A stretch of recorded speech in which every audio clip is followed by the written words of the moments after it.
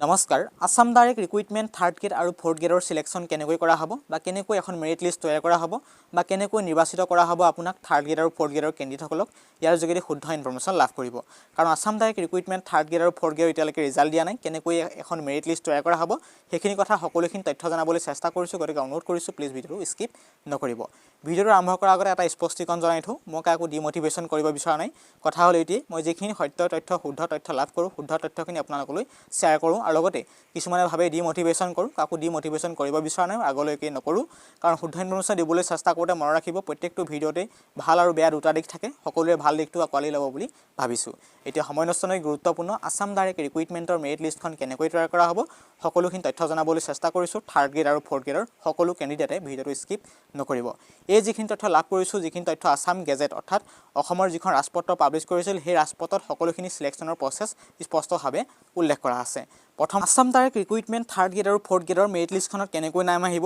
ইয়াত বিভিন্ন ধৰণৰ পৰ্যায়ৰ কথা উল্লেখ কৰিছিল ৰাজপত্ৰত সেই ৰাজপত্ৰৰ যোগেদি আপোনাক শুদ্ধ ইনফৰমেশ্যন দিব বিচাৰিছোঁ প্ৰথমটো ষ্টেপৰ কথা উল্লেখ কৰিছে ৰাজপত্ৰৰ জনোৱাৰ মতে বিশেষকৈ আপোনালোকৰ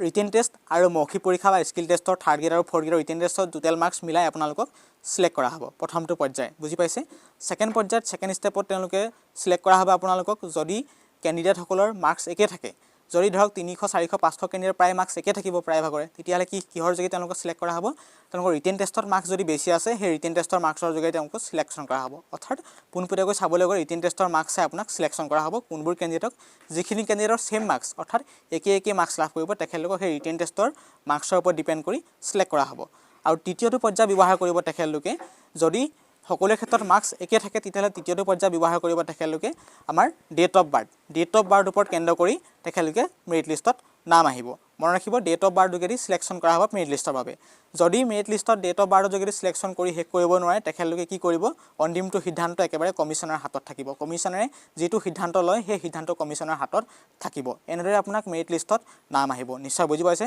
প্ৰথমটো পৰ্যায় আছিল আমাৰ বিশেষকৈ টোটেল মাৰ্কছ মিলাই আপোনাক চিলেকশ্যন কৰা হ'ব নেক্সট ষ্টেপৰ কথা উল্লেখ কৰিছিল যিখিনি ৰিটেন টেষ্ট আৰু ধৰক টোটেল মাৰ্কছ যদি একে থাকিব ছেম থাকিব কিছুমান ষ্টুডেণ্টৰ ছেম থকাৰ লগে লগে তেখেতলোক কিহত ডিপেণ্ড কৰিব ৰিটেন টেষ্টৰ মাৰ্কছৰ ওপৰত ডিপেণ্ড কৰি মেৰিট লিষ্টত নাম আহিব তাৰপাছত নেক্সট পৰ্যায়ত তেখেতলোকে কি ব্যৱহাৰ কৰিব এজ অৰ্থাৎ আমাৰ ডেট অফ বাৰ্থৰ ওপৰত ব্যৱহাৰ কৰিব ডেট অফ বাৰ্থ ব্যৱহাৰ কৰি তেখেতলোকৰ মেৰিট লিষ্টত নাম অহাব তাৰপাছত নেক্সট ষ্টেপৰ কথা উল্লেখ কৰিছে একেবাৰে অন্তিমটো ষ্টেপৰ কথা উল্লেখ কৰিছে এই পৰ্যায়খনৰ যোগেদি যদি শেষ নহয় মেৰিট লিষ্টত নাম নাহে তেতিয়াহ'লে কি ব্যৱহাৰ কৰিব তেখেতলোকে সকলো দায়িত্ব কাৰ হাতত এৰি দিব কমিশ্যনাৰে সকলোখিনি দায়িত্ব গ্ৰহণ কৰিব অৰ্থাৎ কমিশ্যনাৰে কি প্ৰচেছ লয় কি সিদ্ধান্ত লয় এইটো আমিহে পিছত গম পাম নিশ্চয় বুজি পাইছে এই প্ৰচেছৰ যোগেদি আপোনাক চিলেকশ্যন কৰা হ'ব মেৰিট লিষ্টত এনেদৰে আপোনালোকৰ মেৰিট লিষ্টত নাম আহিব এনেকৈ আসাম ডাইৰেক্ট ৰিক্ৰুইটমেণ্টৰ ফ'ৰ্থ গ্ৰেডৰ আপুনি এটা সুন্দৰ চাকৰি পাবলৈ সক্ষম হ'ব নিশ্চয় বুজি পালে মেৰিট লিষ্টত আপোনাৰ নাম তেনেদৰে আহিব প্ৰথমটো পৰ্যায় হ'ল আপোনালোকৰ টোটেল মাৰ্কছ মিলাই নেক্সট পৰ্যায় হ'ল আমাৰ বিশেষকৈ চাবলৈ গ'লে যিজনে ছেম মাৰ্কছ পোৱাসকলৰ কি হ'ব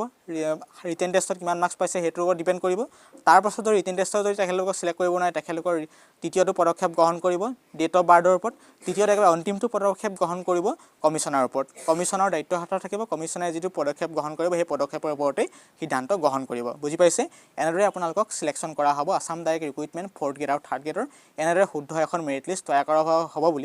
তৈয়াৰ কৰা হ'ব বুলি ৰাজপত্ৰত স্পষ্টভাৱে উল্লেখ কৰিছিল এইটোৱে আছিল গুৰুত্বপূৰ্ণ সৰু ইনফৰমেশ্যন আৰু বেছি কথা নকওঁ কাৰণ বেছি কথা ক'লে আপোনালোকে ডিমোটিভেশ্যন কৰিছোঁ বুলি ভাবে যদি ইয়াৰ ওপৰত যদি কিবা তথ্য লাগে কেনেকৈ সকলোখিনি তথ্যৰ বিশ্লেষণ কৰিব লাগে আমি শুদ্ধ ইনফৰমেশ্যন জনাবলৈ চেষ্টা কৰিম যদিহে তলত কমেণ্ট কৰে এইটোৱে আছিল গুৰুত্বপূৰ্ণ সৰু ইনফৰমেশ্যনটোৰ পৰা যদি অকণমান উপকৃত হৈছে প্লিজ এই সৰু ইনফৰমেশ্যনটো বন্ধুবৰ্গলৈ শ্বেয়াৰ কৰিব ধন্যবাদ